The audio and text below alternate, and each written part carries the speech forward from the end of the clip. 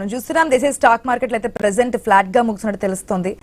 రోజు మనం stock market సంబంధించి క్లోజింగ్ లో ఏ విధంగా ముగిసినది మాట్లాడుకుంటాం కాబట్టి ఈ రోజు అయితే ప్రెసెంట్ ఫ్లాట్ గా ముగిసినట్టు అనిపిస్తుంది. దీనికి సంబంధించి ప్రభు గారు మనతో పాటు ఉన్నారు, స్టాక్ అనలిస్ట్. ప్రభు గారు నమస్తే అండి. మనం మాట్లాడుకున్నప్పుడు ఇదే విధంగా దూకుడుగా ముందుకెళ్తుందేమో స్టాక్ మార్కెట్లు, ఇక్కడ నుంచి మనం ఇదే చూస్తామేమో అని చెప్పి అనుకున్నాం. కానీ మరి ఒక్కసారి ఇట్లా ఫ్లాట్ గా ముగుస్తుంది, ఎట్లా చూడొచ్చు అంటారు? అంటే ట్రేడ్ డీల్ జరుగుద్ది అనేది ఎక్స్టెండ్ అవుతోంది.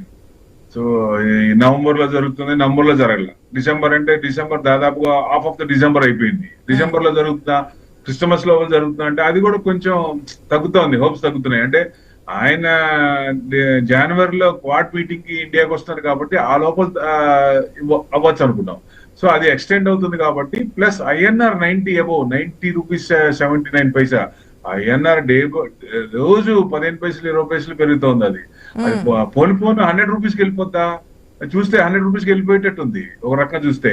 సో అంటే ఎక్స్పోర్ట్స్ కి ఈజీగా అవుతాయి, చీప్ గా అవుతాయి అనే ఉద్దేశంతో వదిలేశారా? ఎందుకంటే రూపాయి మార్క విలువ రోజు రోజుకి ఇట్లా పడిపోవడం, అంటే పైసలోనే చూస్తున్నాం కానీ లాస్ట్ మినిట్ చూస్తే ఇది బల్క్ గానే మనకు కనిపిస్తుంది. అంటే 90 రూపాయల నుంచి మీరు అన్న విధంగా రోజుకి ఒక 10 పైసలు 20 పైసలు అట్లా పెంచుకుంటూ పోతూ ఉంటే 100 రూపీస్ అయినా మనకి ఒక రోజు కనిపిస్తుందేమో ఫిగర్. అంటే ఇది ఫిజికల్ డెఫిసిట్ కి సంబంధించింది. ఆర్బీఐ కంట్రోల్ చేయాల్సిందే, గవర్నమెంట్ కి అంత దీని మీద ఇది ఉండదు కదా.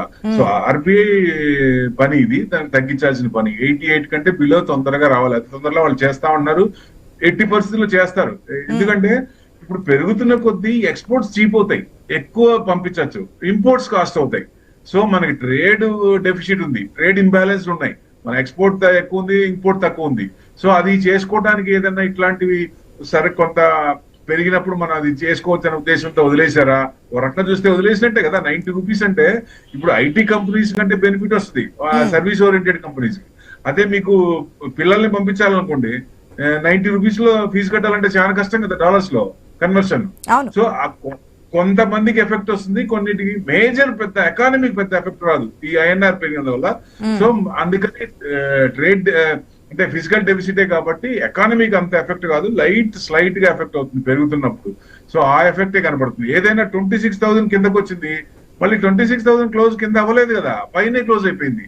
అంటే మన మార్కెట్ ని పడేయదలుచుకోలేదు, పైనే ఉంది. అంటే ట్రేడ్ డీల్ జరుగుద్ది అని అనుకునేది జరగట్లేదు, లేట్ అవుతోంది. క్యాపిటల్ ఫ్లోస్ వీక్ అవుతున్నాయి బయట నుంచి వచ్చేది. ఎందుకంటే ఇప్పుడు జపాన్ తీసుకోండి, జపాన్ లో ఇంట్రెస్ట్ రేట్లు 19th ఉన్నాయి. సో వాళ్ళు 25 బేసిస్ పాయింట్ పెంచచ్చని, ఒకవేళ పెంచితే ఏమవుతుంది, ఎన్ క్యారీ ట్రేడ్ అని ఉంది. అంటే వాళ్ళు ఏంటి, జపాన్ లో లోన్ తీసుకొని ఎక్కువ ఎఫ్ఐఎస్ కానీ అక్కడ ఉన్న వాళ్ళు కానీ ఎక్కువ లోన్స్ తీసుకొని వేరే కంట్రీస్ లో మన ఇండియాలో కానీ యుఎస్ లో కానీ ఇన్వెస్ట్మెంట్ చేస్తారు. చేసినప్పుడు అక్కడ 6% అంటే మనకి మినిమం 12% ఇండియాలో వచ్చే అవకాశాలు ఉన్నాయి. ఆ దాన్ని ప్రాఫిట్ చేసుకుంటారు. సో ఇంట్రెస్ట్ రేట్లు అక్కడ పెరుగుతున్నప్పుడు ఇక్కడి నుంచి అమౌంట్ విత్డ్రా చేసుకునే అవకాశం ఉంటుంది. అంటే మార్కెట్ కొంచెం మన ఫ్లో వెళ్ళిపోతుంది కదా, మనకు వచ్చే అమౌంట్, మన దగ్గర ఉన్న అమౌంట్ చిన్నగా బయటికి వెళ్ళిపోతుంది. సో అది కూడా ఎఫెక్ట్. కొంచెం 19th అదొకటి చూడాలి, ట్రిగర్ పాయింట్ అది. సో జపాన్ ఇంట్రెస్ట్ రేట్లు పెరుగుతున్నాయా లేదా అది ఇంపార్టెంట్. అంటే పెరిగితే మనకి కొంచెం ఇది వెళ్ళిపోతాయి, అది తగ్గిస్తే మళ్ళీ కొంచెం వచ్చే ఛాన్స్ ఉంటాయి. సో అది మెయిన్. ఈ ట్రేడ్ డీల్ కుదరాలి. ఎప్పుడు కుదురుతుంది, ఎనీ టైం వస్తుంది అంటారు, అది ఏం కనపడట్లా, దరిదాపుల్లో ఎక్కడ కనపడట్లా.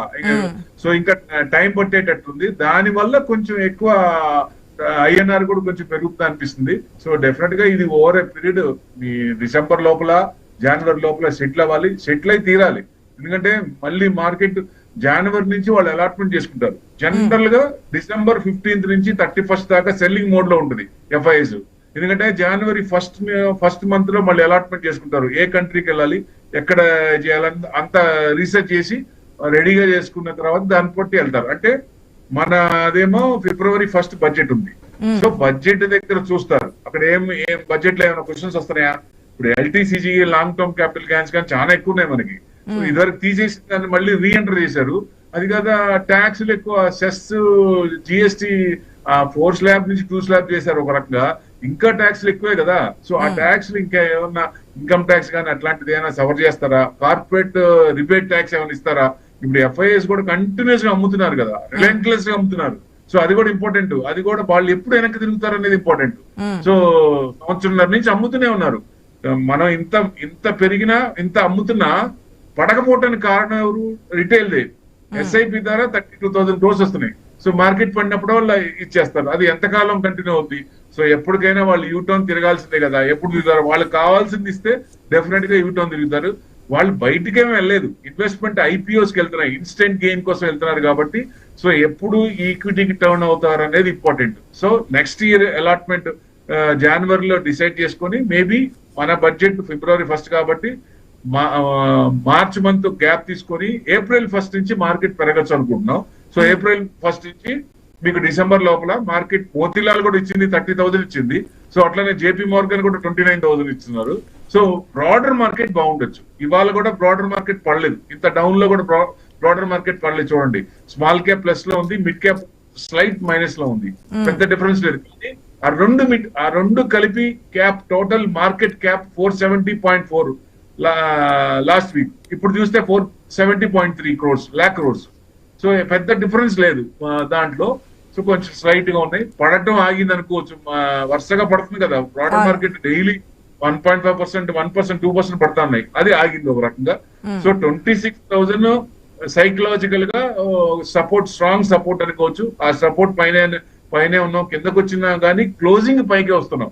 సో మనం నెక్స్ట్ 26,000 నుంచి 26,500 రేంజ్ బౌండ్ తీసుకోవచ్చు ఈ వారానికైనా. 19th ఫ్రైడే కాబట్టి దాని ఇంట్రెస్ట్ రేట్ చూసి దాన్ని బట్టి మూవ్మెంట్ వచ్చేసి జనరల్ గా 3 days పెరుగుతుంది, 2 days క్యాండిల్ పడుతున్నాయి. అది 2 times అయింది. లాస్ట్ వీక్ కూడా 3 రోజులు పెరిగింది, 2 రోజులు ఫెడ్ ఇంట్రెస్ట్ రేట్ తగ్గించగానే థర్స్డే ఫ్రైడే పెరిగింది. సో ఇవాళ కూడా కొంచెం మైనస్ ఉంది. అది కంటిన్యూ అవుతుందా సీక్వెన్స్, దాని రివర్స్ అవుతుందా అనేది మనం రేపు చూడాలి. రేపు చూడాలంటే నైట్ యుఎస్ మార్కెట్స్ ఎలా క్లోజ్ అవుతాయి అనేది దాన్ని బట్టి డైరెక్షన్ ఉంటుంది కాబట్టి సో డెఫినెట్ గా మనకి రేపటి ఇది సీక్వెన్స్ కంటిన్యూ అవుతుందా లేకపోతే బ్రేక్ అవుతుందా అనేది we have to wait and see అండి. చూద్దామండి. Thank you so much Prabhu గారు.